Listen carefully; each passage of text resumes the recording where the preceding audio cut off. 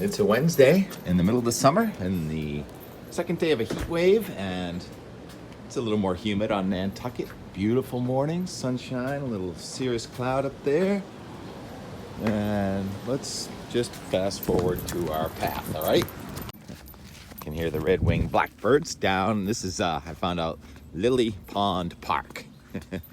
And it is way less windy here at Lily Pond Park this morning. Good morning, Glory. Focus. Thank you. And the wind yesterday was relentless. It was almost impossible to set our umbrella up at the south side beach, and on the north side beach we had the double red flag. That is water closed due to wind and rip currents yesterday. And also the sharks that had a feeding frenzy off of Sconset there off Baxter Road. What are you doing? And that was something. So a lot of action around here. There's a rabbit. Rex, you mixed a rabbit. This is where we hid yesterday. It's still a little bit breezy, but much less windy. What is wind? Wind is air moving from high to low pressure. And yesterday, strong summer storm north of Maine, sub 990 low. And it was about a 1014 high over West Virginia. And that was enough for a pressure gradient to produce the winds gusting past 30 miles an hour yesterday. Today we're kind of in between. So the heat goes on, but with much less wind, a much better beach day today here on the island, and of course anywhere you get to the beach. Boston actually is going to have light enough wind that it may come on shore, so we may end up just shy of 90 in Boston. But day two of a heat wave that still looks like it's going to go through Sunday or maybe even Monday now. There's the 10-day on the euro. Again, pegged at the top of the uncertainty scale on Sunday near 100. So the heat is going to peak on Sunday. But between now and then, there is another front coming in tomorrow. A pretty good chance of some severe weather here. Another strong summer cyclone is going to go by. So it's going to be windy with perhaps even a possibility of some more tornado action. You see that video of the tornado in Addison, Vermont from a couple days ago? Yep, so we don't really worry about that down here in the island. But it's going to be a heads-up day tomorrow. And then Friday's just a little bit less humid. Saturday, humidity is coming back up. And then Sunday into Monday, that's the next front's going to come and break the heat wave. The record high for Boston today is 99 from 1991. Rex, where are you going? He's gone. Oh, my goodness. Rex, come on. Stop. Oh, boy. There's a trail in there. I don't know, some kind of animal trail. Where was I? Yeah, the record today. Now, the thickness we talked about yesterday, the thickness in Boston today is about 578.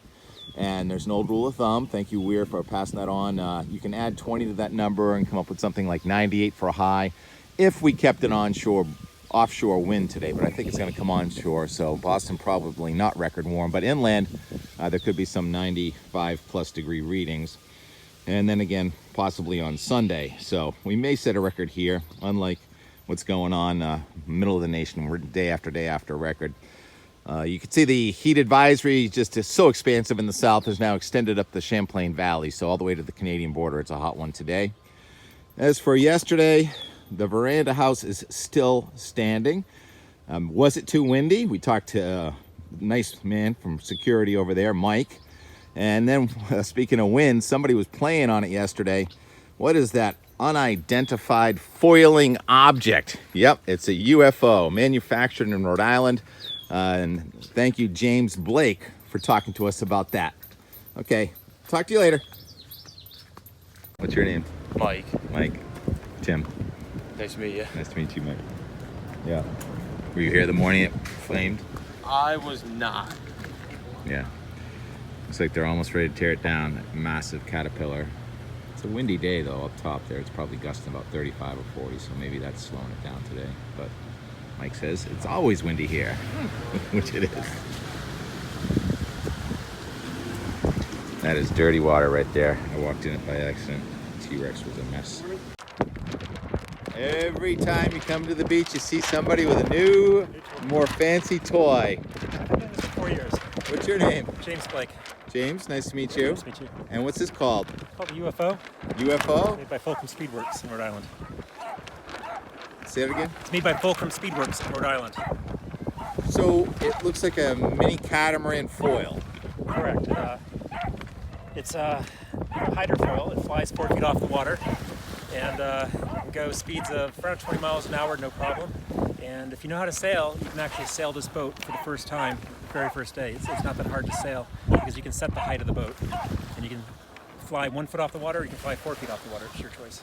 Well, I get some great videos of you, and it was really fun to watch.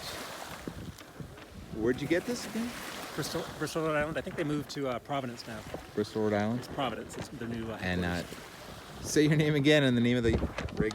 James Blake, and it's a UFO sailboat. James Blake. Nice to meet you, Tim Nice to meet Kelly. you. And that's my dog over there, the red one, and that's my wife chasing a stray dog that just happened to show up. Chasing you, it appears. That's funny. Yep. What controls the height is this wand. So when this wand touches the water, it moves a rod inside. Pushes a rod here. You see down here, it changes the shape of the foil.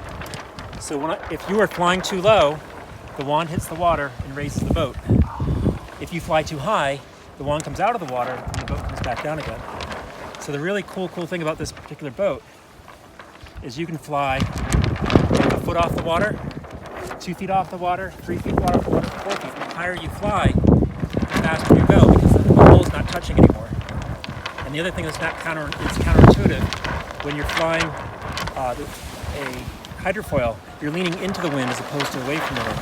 So when you saw me leaning back, I wasn't crashing.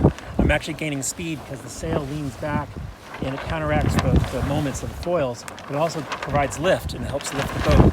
And that's when you go really fast. I have a Garmin watch, and today it said I went 22 miles an hour. Awesome. I saw you go down once, but you were back up in a second. Yeah. And that's because I hit a lull. When you hit a lull and you're up on foils and you're up all the way, there's nothing, no forgiveness. You just fall back in the water. And you just How'd you get back up so fast? Practice. How do you work, Phil? Like you are.